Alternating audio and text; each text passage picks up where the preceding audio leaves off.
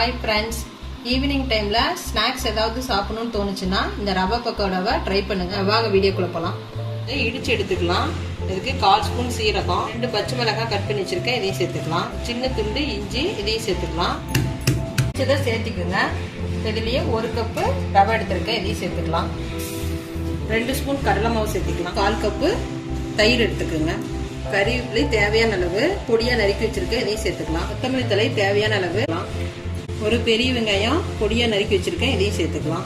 தேவையான அளவு உப்பு சேர்த்துக்கலாம். சோடாப்பு கொஞ்சம் சேர்த்துக்குங்க. இது எல்லாத்தையும் நல்லா மிக்ஸ் பண்ணிக்கலாம். இதோட தண்ணி விட்டிங்கன்னா அப்புறம் போண்டா போடுற மாதிரி வந்துடும்.